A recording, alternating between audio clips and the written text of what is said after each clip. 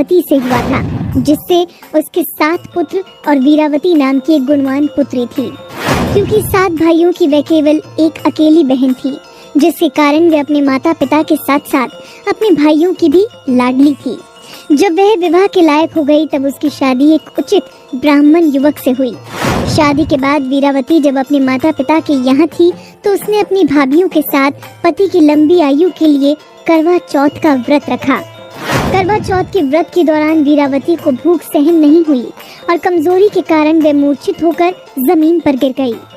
सभी भाइयों से उनकी प्यारी बहन की दयनीय स्थिति सहन नहीं हो पा रही थी। वे जानते थे कि वीरावती, जो कि एक पतिव्रता नारी है, चंद्रमा के दर्शन किए बिना भोजन ग्रहण नहीं करेगी, चाहे उसके प्राण ही क्यों न निकल जाएं। सभी भाइयों ने मिलकर एक योजना बनाई जिससे उनकी बहन भोजन ग्रहण कर ले। उनमें से एक भाई कुछ दूर वट के वृक्ष पर हाथ में छलनी और दीपक लेकर चढ़ गया।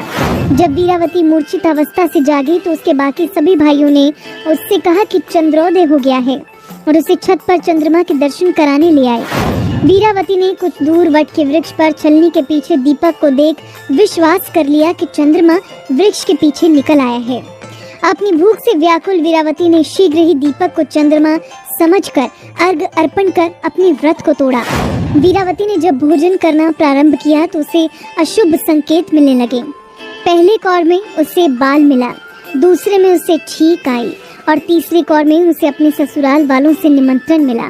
पहली बार अपने ससुराल पहुंचने के बाद उसने अपने पति के मृत शरीर को पाया।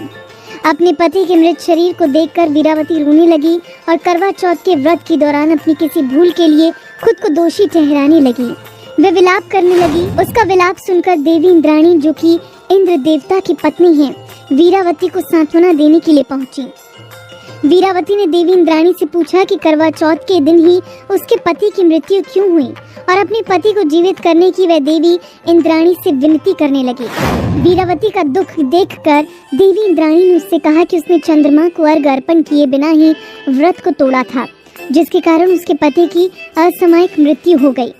देवी इंद्राणी ने वीरावती को करवा चौथ के व्रत के साथ साथ पूरे साल में हर महीने की चौथ को व्रत करने की सलाह दी और उसे आश्वासित किया कि ऐसा करने से उसका पति जीवित लौट आएगा। इसके बाद वीरावती सभी धार्मिक कृतियों और मासिक उपवास को पूरे विश्वास के साथ करती।